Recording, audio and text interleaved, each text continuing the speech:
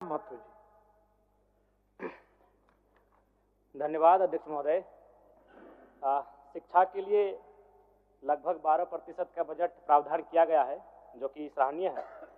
लेकिन अध्यक्ष महोदय, मेरा मानना है कि चाहे बजट 12% हो या 24% हो, इतना बड़ा बजट के बाद भी अगर इस राज्य के सरकारी पदाधिकारी, इस राज्य के माननीय विधायक, सांसद अपने बच्चों को सरकारी विद्यालयों में पढ़ाने में अगर अक्षम है, तो मेरे हिसाब से शिक्षा बजट का कोई औचित्य नहीं।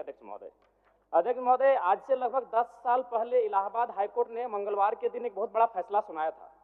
कोर्ट ने कहा था कि यूपी के सभी जनप्रतिनिधियों, सरकारी अफसरों, कर्मचारियों और जजों को अपने बच्चों को सरकारी प्राइमरी स्कूलों में पढ़ाना होगा।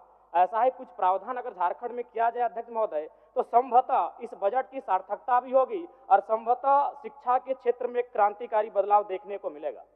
अध्यक्ष महोदय, मैं एक आपके माध्यम से सरकार को एक मामला संज्ञान में देना चाहता हूं। स्कूली शिक्षा एवं साक्षरता विभाग, इसमें 5 इकाई होती है अध्यक्ष महोदय।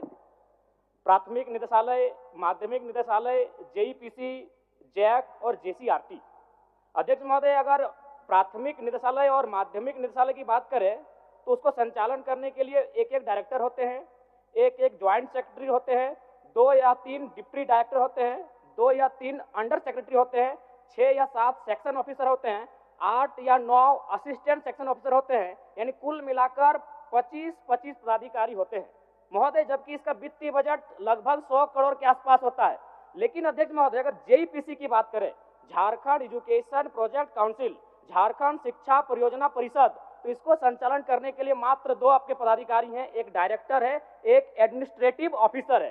बाकी सब कॉन्ट्रेक्चुअल बेसिस पर है महोदय, और सारे के सारे गैर झारखंडी हैं। यहाँ पर फ्रांस और वियतनाम की कहानी याद आती होगी आपको कि किस प्रकार फ्रांस के लोग जानबूझकर वियतनाम के बच्चों को पास आउट होने से रोकते थे ताकि वो आगे जाकर फ्रांस का मुकाबला ना कर पाए अध्यक्ष महोदय। इसलिए इस मामले को संज्ञान में ले, और ये जो कॉन्ट्रेक्चुअल है वहां पर बताइए, 2 विभाग को आपके 50 ऑफिसर संभाल रहे हैं, और एक विभाग जहां 2500 करोड़ का वित्तीय बजट होता है 1 साल का। ये बहुत गंभीर मामला है अध्यक्ष महोदय, यहाँ जांच किया जाए। 2500 करोड़ का वित्तीय बजट है, वहां 2 अफसर चला रहे हैं और सारे कॉन्ट्रैक्ट में हैं, और सारे के सारे यूपी, बिहार, राजस्थान, गुजरात, झारखंड का नगण्य लोग हैं।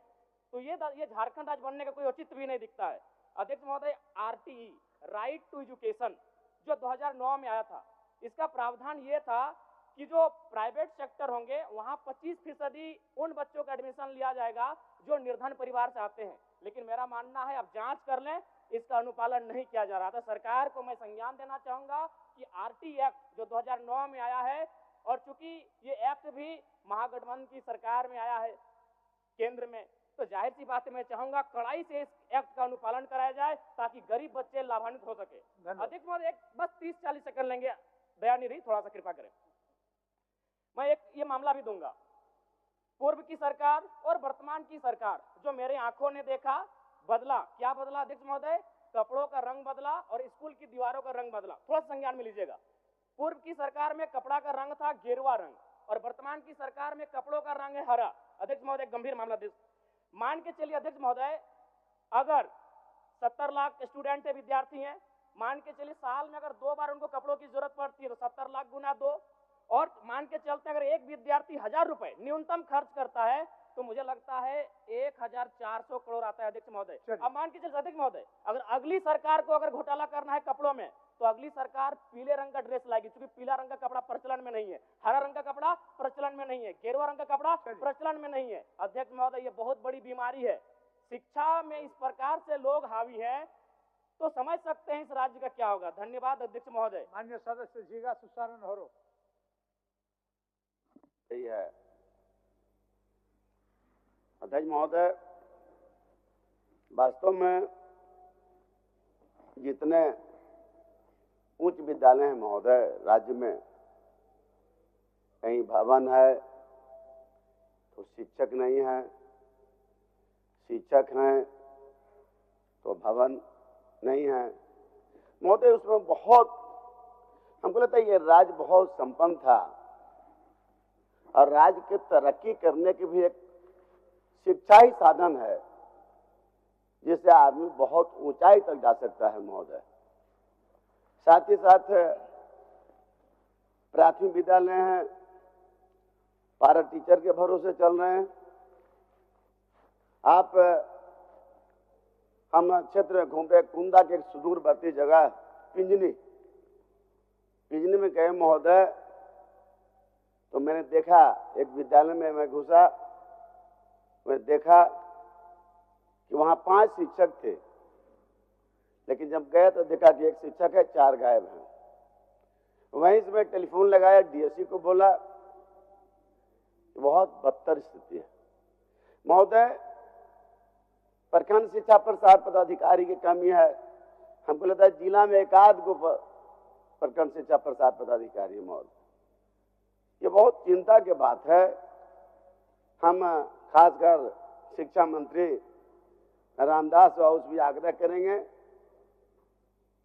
कि टीका टिप्पणी लोग करते रहते हैं, हम लोग भी खड़ा हुए हैं, तो टीका टिप्पणी के नियत से भी खड़ा हुए और सुधार के लिए भी खड़ा हुए।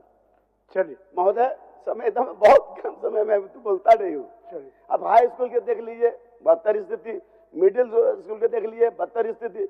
महोदय, मैं कह रहा हूँ कि सभी प्रखंडों में एक कॉलेज खुलना चाहिए था। कॉलेज कब खुला है महोदय? एकदम अब समझिए 50 साल पहले, 45 साल पहले कॉलेज खुला है, आज तक कॉलेज नहीं खुला है महोदय। इसलिए हमारा मांग, जिसे बहुत लोग चला रहे हैं, बेचारा अपने से कॉलेज चला रहे हैं, प्राइवेट कॉलेज चला रहे हैं, तो उसका देख लीजिए महोदय, बहुत स्तर खराब है। आप देख लीजिए जैसे बीत रही, तो बीत रही में क्या है, बहुत खराब स्थिति है महोदय।